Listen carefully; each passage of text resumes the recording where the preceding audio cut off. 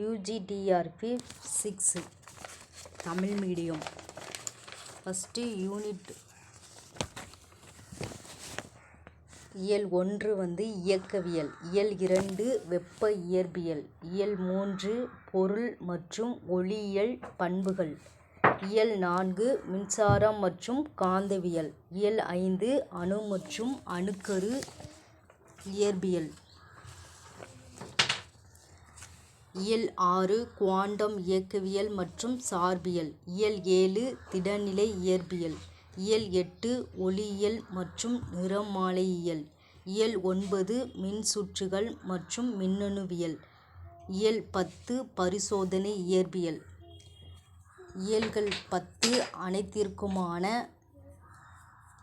Materials plus question answers test.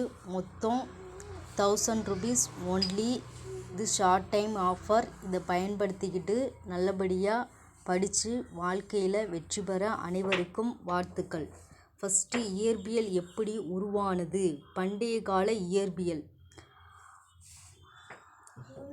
Aristotle, Archimedes.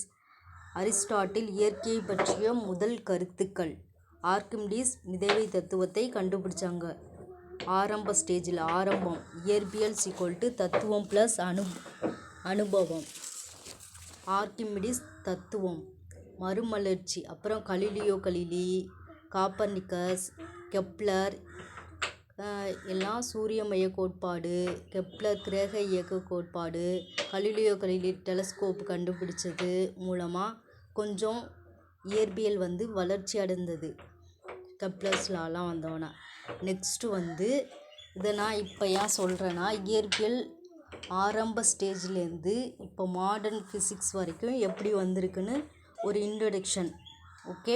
Next classical physics. Newton இயக்க விதிகள், ஈர்ப்பு விசை, ஒளி ஆய்வு பற்றி கொண்டு வந்தது. இயற்பியல் ஒரு கணித அடிப்படையில் அறிவியல் ஆனது. சயின்ஸும் மேக்ஸும் ஒன்றுக்கொன்று இணைஞ்சதுன்னு நம்ம ஆரம்பமே சொல்லுவோம். நெக்ஸ்ட்டு மின்சாரம் மற்றும் காந்தவியல். Michael Faraday, Maxwell. Electricity plus magnetism இணைந்தது. மாடர்ன் ஃபிசிக்ஸில் நம்ம ஐன்ஸ்டீன் சார்பியல் கோட்பாடு, பிளாங்க் குவாண்டம் கோட்பாடு, அணு, ஒளி, எனர்ஜி பற்றிய புரிதல்கள், circuit. First 1900 Planck, 1905 Albert Einstein, 1913 Bohr, 1924 de Broglie. அடுத்ததான் சமகால இயற்பியல். Particle physics, quantum computing, black holes மற்றும் ஸ்பேஸ் ரிசர்ச், கிராவிடேஷனல் வேவ்ஸ். முடிவு. இயற்பியல் எப்படி கொஞ்சம் கொஞ்சமாக வளர்ச்சி அடைஞ்சிட்டு வந்திருக்குன்னா, பண்டைய காலத்தில் ஃபஸ்ட்டு ஆர்க்கிமிடிஸ்லேருந்து ஆரம்பித்து Albert Einstein, Planck, de Broglie வரைக்கும் நமக்கு ஃபிசிக்ஸ்க்காக நிறையா ரிசர்ச் பண்ணி நம்மளுக்கு பாடங்களாக கொடுத்துருக்காங்க. ராமன் எஃபெக்ட்டு, ராமன் விளைவு,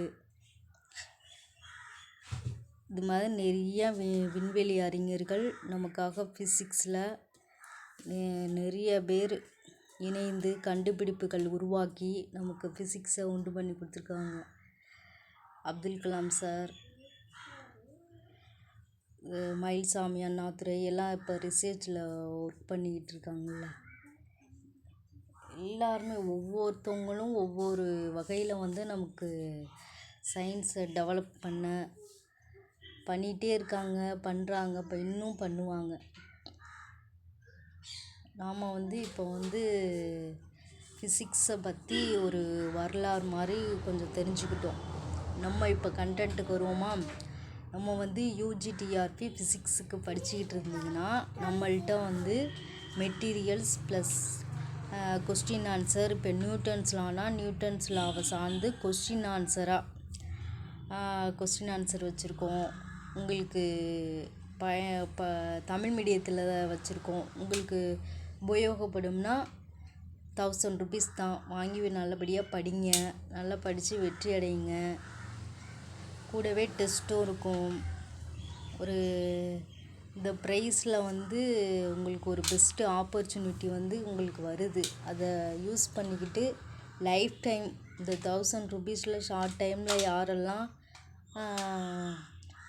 ஜாயின் பண்ணிக்கிறீங்களோ அவங்களுக்கு லைஃப் டைம் எல்லாருக்குமே கிளாஸ் டெஸ்ட்டு ப்ளஸ் மெட்டீரியல்ஸ் வாய்ப்பை பயன்படுத்திக்கிறங்க. வெற்றி பெறுங்கள். வாழ்த்துக்கள். நன்றி நன்றி நன்றி.